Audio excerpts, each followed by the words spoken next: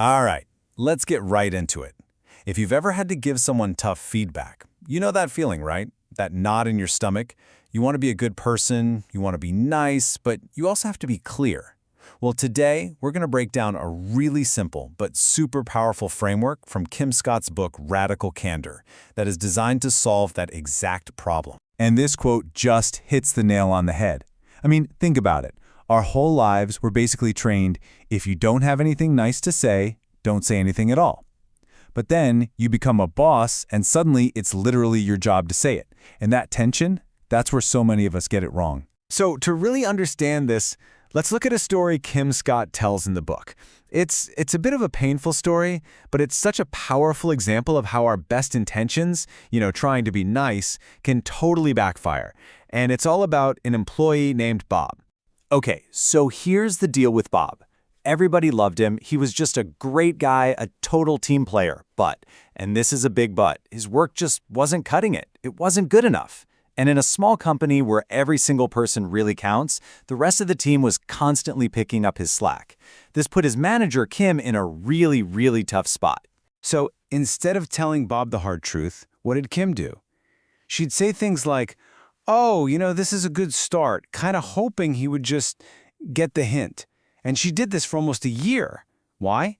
Because she really liked him, and she just didn't want to hurt his feelings. She thought she was being kind. And this is the gut punch. Her kindness wasn't kind at all. It was actually cruelty in disguise. When Bob was finally fired, he was completely blindsided. Meanwhile, the team's morale had totally tanked because they were so tired of covering for him. And of course, their results took a nosedive.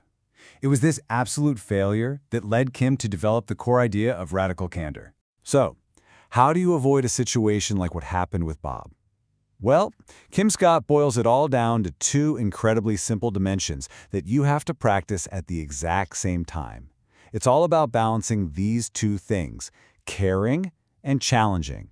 Okay, so the first axis, the first piece of the puzzle, is to care personally. Now, this is not about being professional in that cold, distant, corporate kind of way.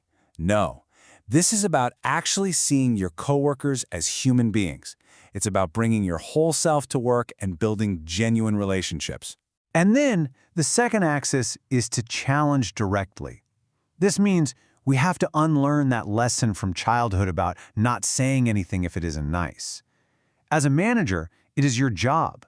You might even say it's your moral obligation to tell people clearly when their work isn't hitting the bar, because that is the only way people can grow and the only way the team gets better. So, what happens when you put these two ideas together? Well, you get this incredibly powerful map for navigating pretty much any feedback conversation. By just plotting them on a simple 2x2 grid, we can see 4 totally different ways of giving guidance, and it lets us see exactly where we're going wrong, and more importantly, how to fix it. And here it is. This is the framework. So you've got care personally on that vertical axis, right, going up and down. And you've got challenge directly on the horizontal, going side to side. The goal, the place you always want to be, is in that top left quadrant, radical candor. But let's be honest, most of us, especially when we're trying to be nice, we fall into one of the other 3. So let's break them down. First up, ruinous empathy. This is the danger zone of nice. It's where you genuinely care about the person, but you are so worried about hurting their feelings that you just don't say what needs to be said. This is exactly what Kim did with Bob. That vague praise, that criticism you hold back, it feels nice in the moment, but it's ruinous in the long run. Then you've got obnoxious aggression.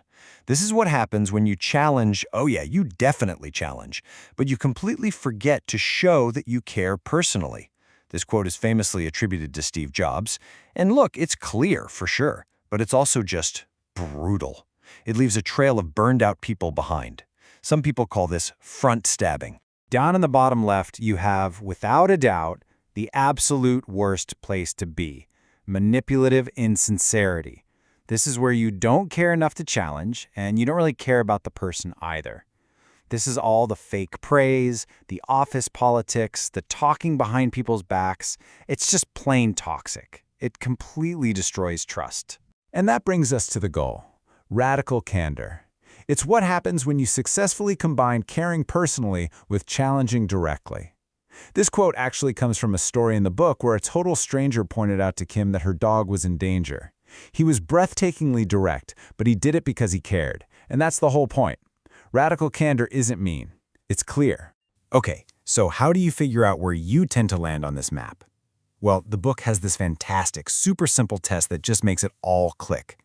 Just imagine this scenario. A coworker walks out of the restroom and their fly is down. What do? All right, let's play this out. Ruinous empathy? You say nothing. You don't want to cause a little embarrassment now, so you let them walk around being a lot more embarrassed later. Obnoxious aggression? You shout across the entire office, "Hey, your fly is down." Yeah, they fix it, but you've also made them feel terrible. Manipulative insincerity? You whisper to somebody else, "Hey, go look at that person," making a joke out of it. And radical candor? It's just simple. You quietly pull them aside and say, "Hey, just wanted to let you know your fly is down." It's direct, it's kind, it's helpful.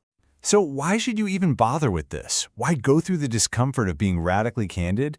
Well, because the payoff for you, for your team, for your entire company is just enormous. This is how you create a place where people can truly do the best work of their lives. Look, the payoff here is huge.